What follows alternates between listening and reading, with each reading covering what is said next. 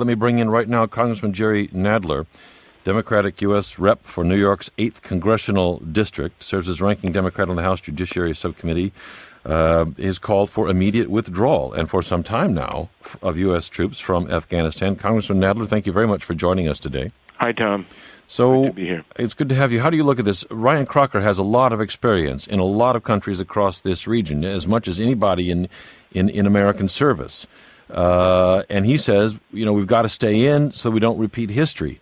Our caller, right there says, look, I was in Vietnam. I saw what happened there. It's going to happen again in Afghanistan. As soon as we're gone, it'll be like we're never there. Well, I agree with the caller. Afghanistan is in the middle of what is so far a 35-year civil war. We do not have the ability or the need to determine the winner in that war, which is what we're trying to do.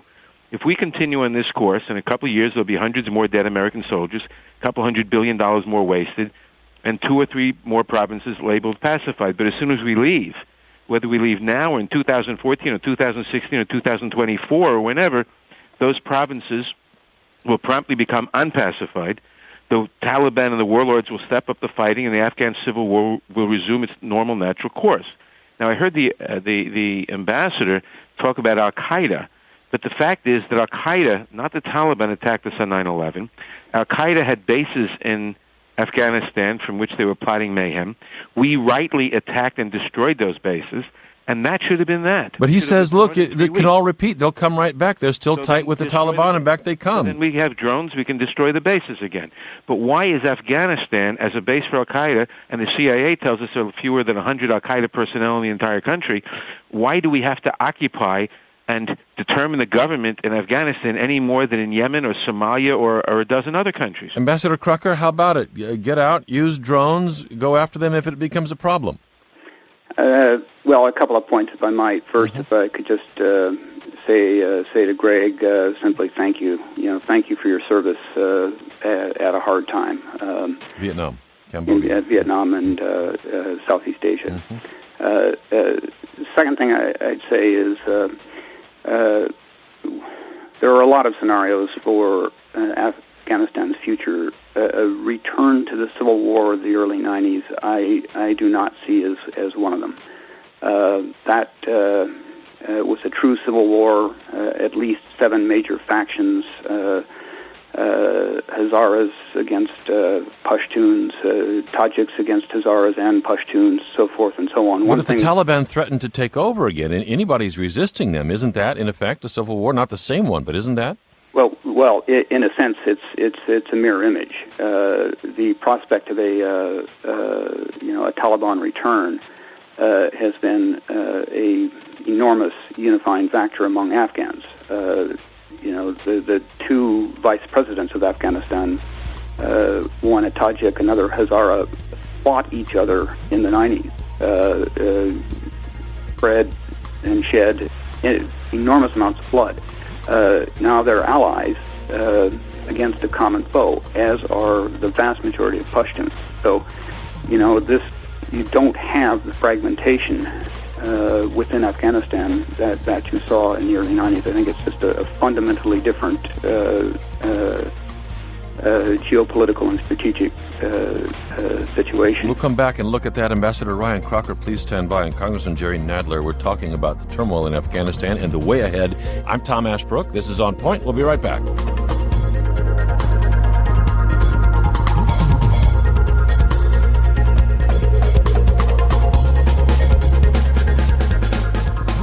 Talking this hour about Afghanistan, the troubled war effort, and what the U.S. will ultimately leave behind there.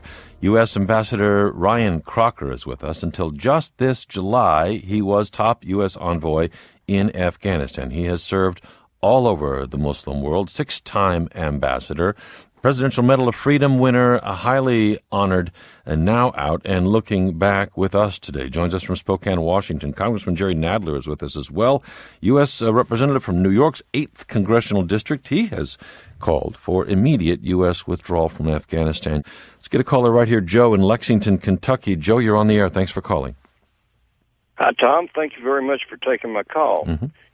I just wanted to say that Ambassador Crocker has got quite impressive credentials, and I think he's wanting to kind of protect his his image, because what he's telling you is going on over there is just absolutely BS and spin, and it's kind of goes with his name. It's all a crock. No, well, that's a little low. He's served a lot, but what do you know about it, Joe?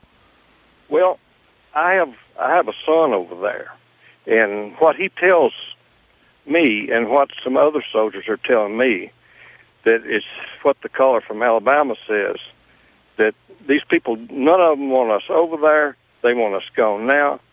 And 30 days after we're gone, it's going to be the meanest, most American-hating group there who comes out on top, regardless of what we do, how long we stay, 10 years, 20 years, how many hundreds of lives we lose. It's going to be the same thing as soon as we leave. It's the Arvin Army all over again. Referencing there Vietnam again. Joe, thank you for your call. Ambassador Crocker, again, with respect, because your service is large. But you hear, there's the father of a serving soldier there who, what he's hearing back just doesn't feel hopeful to him, to say the least. And I have enormous respect for his son and the sons and daughters of so many Americans who are doing the nation's work at the risk and sometimes the cost of their lives. I hope they receive the honor they deserve when they return home.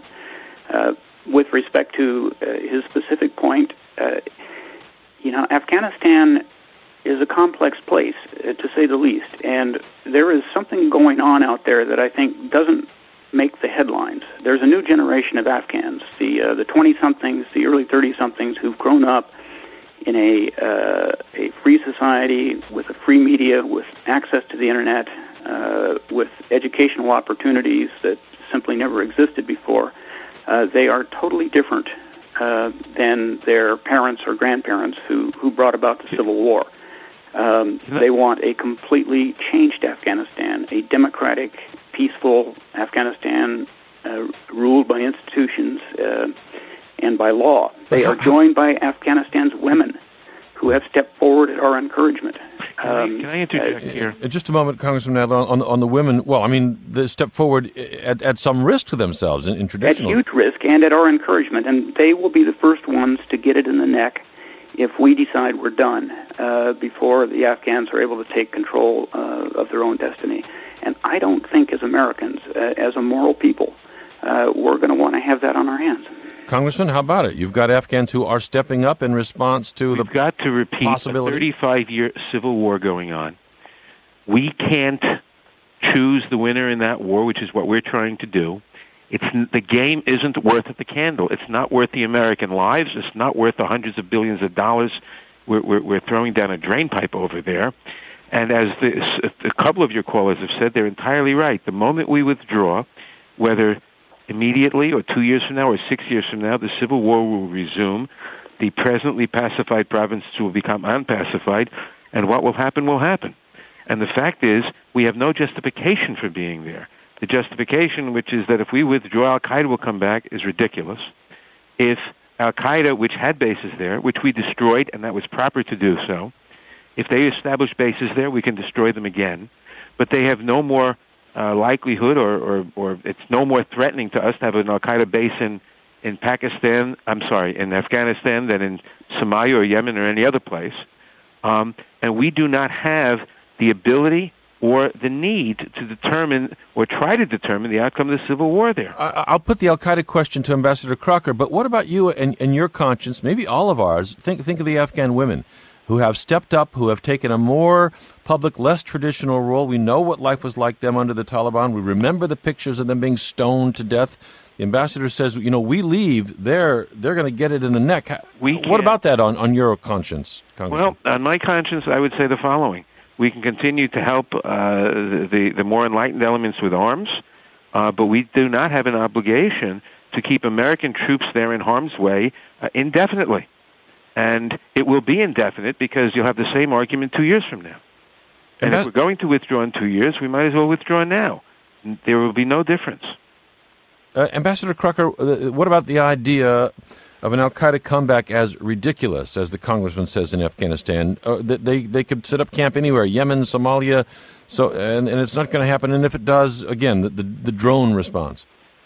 Al-Qaeda, of course, is a global risk and a global enemy of the United States. And clearly Al-Qaeda in the Arabian Peninsula is a concern, one we're dealing with. But these are not those countries that you mentioned, Yemen and Somalia, for example, because of their intricate tribal structures, are not going to provide a universal safe haven for Al-Qaeda. There are elements that absolutely loathe them for complex reasons. Afghanistan was the one country where they could set up shop and plan strategic attacks and unfortunately execute them. Congressman Nadler says, well, we've taken a lot of them out. They're not there to do that. That is correct. They have shown a remarkable ability to regenerate. And, my prediction would be, should we pull out prematurely, should Al-Qaeda or the Taliban retake control over significant chunks of Afghanistan, they will be back, not just from the tribal areas in Pakistan across the border, but from other parts of the Muslim world, and we will not like the consequences. Are there not ways with special forces? If we could do this by drone.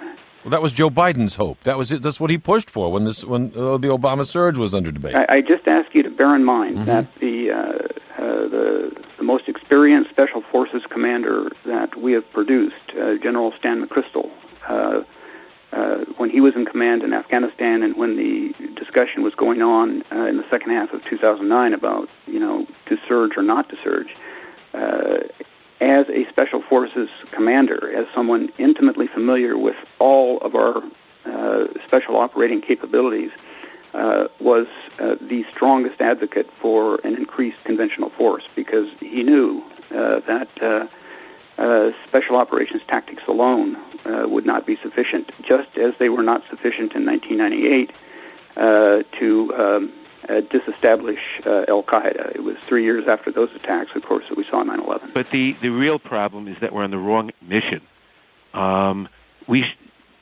Yes, special forces, drones are not sufficient to establish and maintain a stable government in Afghanistan that we would like. But we don't need to do that. We need to prevent or to stop Al-Qaeda from having bases. The CIA tells us there are fewer than 100 Al-Qaeda people in the entire country, or they said so last year. And the fact is, you can take out those bases if they establish them again. But we don't have to control the whole country. Ambassador, how about that? Would special forces be enough to control to constrain a reemergence of a terrorist threat in Afghanistan, Ambassador? Tom, two points. The reason that Al-Qaeda is such a small presence in Afghanistan is because of us. We are there. If we're not there, and if we're not there under circumstances that does not allow the Afghan government and its forces sufficient time to build the capabilities to manage the security situation, they will be back, and I'm quite convinced of that. The second point is no one, I think, is talking about a permanent U.S. presence at substantial levels.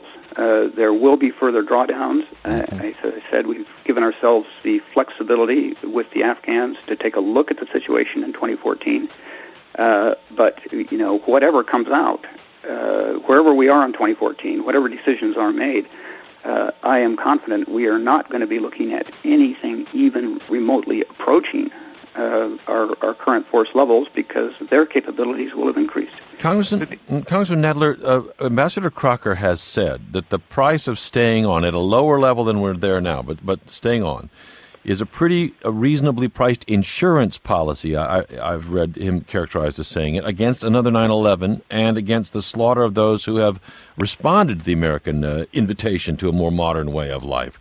What about that? Well, I don't think the facts bear that up. I mean, the fact is, we keep talking about training the Afghans, training them. If they really cared, it wouldn't take us long to train. It doesn't take you more than a few months to train a combat soldier. Why does it take us, whether in Vietnam or here, years and years and years and years to train our side when who's training the other side? And the answer is because we don't have reliable allies who really care about it. Now, the ambassador, on the one hand, says we can't withdraw. On the other hand, because the Al-Qaeda will reestablish itself in a way that they can't elsewhere because in Somalia, Yemen, there are tribes and others who hate them. And on the other hand, he tells us that half the country hates the Taliban. The fact is, as I said from the beginning, it's a civil war going on there. That civil war is going to continue at full force the moment we leave. And there are people who are better than others in terms of our values, and I favor helping them. But the game is not worth the candle of thousands more or hundreds more American lives and hundreds of billions of dollars. It makes no sense to concentrate on a war in Afghanistan. What do we have to show for Vietnam? The same thing is going to be true of Afghanistan. We're looking at the American effort in Afghanistan and where it goes from here with Congressman Jerry Nadler of New York and Ambassador Ryan Crocker, just out of service as top U.S. envoy in Afghanistan. I'm Tom Ashbrook. This is On Point. Let me get a caller right here. Jimmy, Columbus, Georgia. Jimmy, you're on the air. Thanks for calling. Yes, sir. How you doing? All right. Good. No, I just had a couple of points. I'm a service member. I just got back from Afghanistan about a month ago. It was my 8th trip. 7th to Afghanistan, 1 to Iraq. I'm in the SOF community, and to Ambassador Crocker, completely commend your service to our country and your service there in Afghanistan. The only thing is that the way I look at it is risk versus reward. We've already lost nearly 2,000, U.S. forces there in Afghanistan. And Al-Qaeda, we need to focus on Al-Qaeda, but at the same time, our current forces are, focused on HIG, focused on the Taliban, focused on Al-Qani, focused on TTP, focused on, people coming in from the north, from foreign fighters from the north, and then, the Pakistani ISI. There's so much at stake there in Afghanistan. I think it's a lost cause. In the beginning, it was a noble cause, but due to diplomatic, issues and the whole, problem with, politics, is just it threw a wrench into the military working machine. Jimmy, may I ask you've been there, you've been serving 7 times. You've been there. We respect that. Here's Ambassador Crocker. He has spent a lot of time in this region as well, and he's a smart guy as well. How do you account for the difference between his perspective and yours? How do you account for that? Ground and not on the ground, if that makes any sense, sir. There's a difference between being on the ground and actually knowing exactly what's going on. I was in just recently, about a month ago, did a 4-month tour there. I was in Konar, which I'm sure Ambassador Crocker knows is a heavily contested area of Afghanistan that Al-Qaeda and TTP and certain other enemy factions are fighting over. It's granted Al-Qaeda is probably under 100 people, under 100 fighters, but they have, if you want to say, treaties with other enemy factions that kind of bolster their enemy strength to beyond that. So you're looking at not a civil war as the other gentleman was talking about, but as Afghanistan as an enemy, as a territory being contested over by enemy factions with the same ideological beliefs, so that they can oust the infidels, the enemy forces. Jimmy, we've got it. Our time is short, and I apologize. We thank you for your service. I appreciate your observations there a lot. Congressman Nadler, I'll go finally to the ambassador. But first to you, the 9/11 threat. You can say, let's get out, but the ambassador says, you know what, you could find yourself right back in that situation. I with all due respect, I don't believe that at all. I think when the Germans take down an Al-Qaeda cell in Frankfurt, that's equally or more important. Because the Al-Qaeda threat is they're not training battalions and divisions and armored panzer divisions that they're staging in Afghanistan.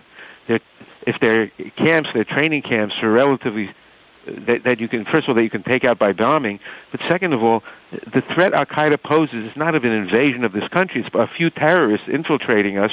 Well, but we know what that can mean. Ambassador Crocker, the last word goes to you. You've got a minute here to talk to Americans who are clearly responding pretty skeptically today. What do you say about the horizon here in Afghanistan? First, Tom, I do see a premature withdrawal as creating the conditions that would allow Al-Qaeda to reestablish and regroup. And what they need in order to run a successful international network is a solid and secure base of operations. You've got to watch cells in Germany and elsewhere, but that becomes a whole lot easier to do if they don't have that base, and that's what we've seen over the past decade. We have to be sure they don't get it back. They want it back in Afghanistan. We need to be certain they don't get it. Second, that doesn't mean a permanent major U.S. military presence. Quite the opposite. We are going to draw down. We simply have to do so in a responsible way that ensures the Afghans can maintain broad control over their own security. There's the update, and therefore and it's not an easy security. picture. Ambassador Ryan Crocker, our thanks to you today. Congressman Jerry Nadler, thanks to you as well. I'm Tom Ashbrook. This is On Point.